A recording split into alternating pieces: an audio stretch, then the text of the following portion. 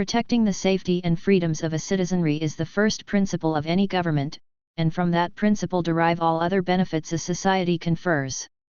Like the freedom to go to a bar and get hammered without getting shot on your way home. Freedoms like that are under threat in New York, as worsening street conditions have become a significant drag on the city's famed nightlife. It's another downstream effect of rising crime and homelessness, and one which won't help the city's looming budget problems.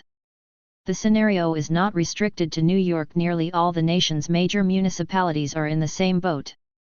But if our leaders ever hope to return our cities to the beacons of freedom and commerce they once were, recognizing the effect street disorder is having on the critical hospitality sector can no longer be ignored. Police respond to a reported stabbing inside the 137th Street/City College train station in Manhattan on July 9, 2022. Police respond to a reported stabbing inside the 137th Street/City College train station in Manhattan on July 9, 2022. Peter Gerber. In New York, the result has been that the city that never sleeps is getting plenty of rest. Illinois Police Reform Act will eliminate cash bail and make our streets less safe. Yet, I'm closing earlier than I ever did, says Nick Zipilli, owner of the West Side Steakhouse in Hell's Kitchen. The later it gets, the wackier it gets out there. It's dangerous and it's unpredictable. Homeless guys all over. Where's all this money they're spending on shelters going? Another neighborhood bar owner, Michael Young of the Landmark Tavern, founded in 1868, it's literally a landmark, backs him up. Yeah, there's been a change, he says.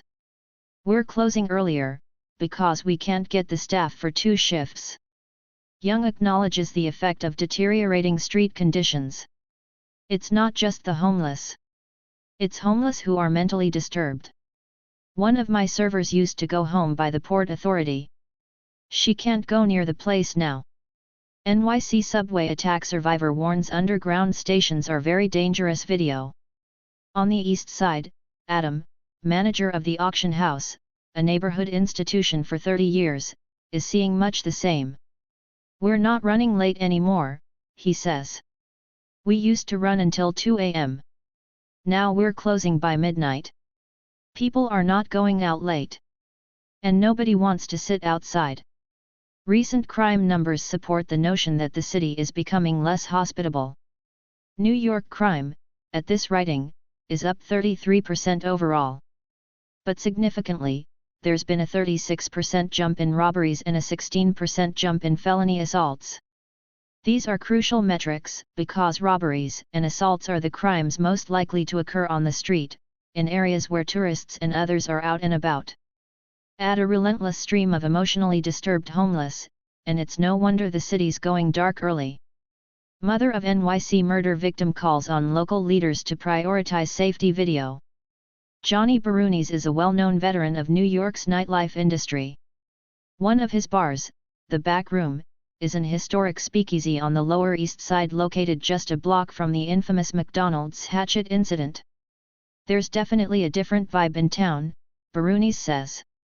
Yes, we're closing earlier. The market dictates it. A critic of New York's bail reform laws, like many other business owners around town, Barouni's doesn't blame the police.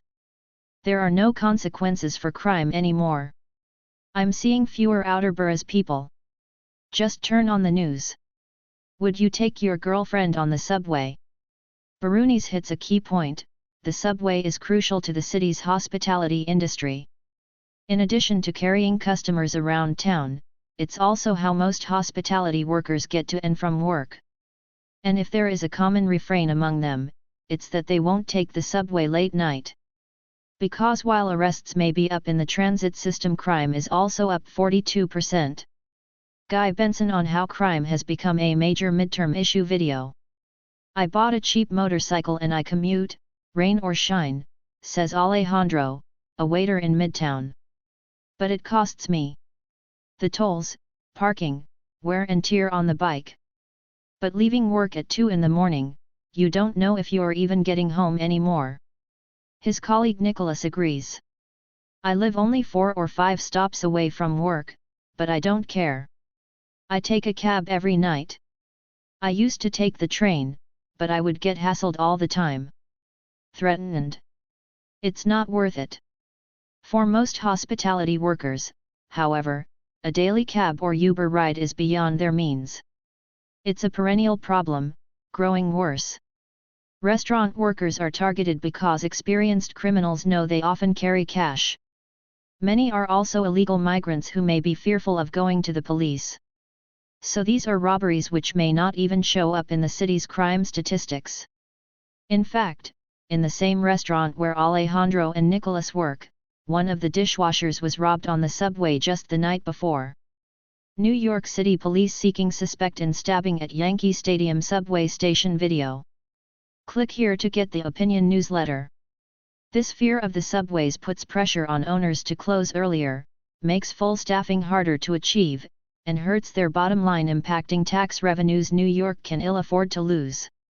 The problem is twofold, says Andrew Ridgey, director of the NYC Hospitality Alliance. It's actual crime, but it's also about the narrative, the perception of being unsafe in the city. And once again, Ridgey points to street conditions.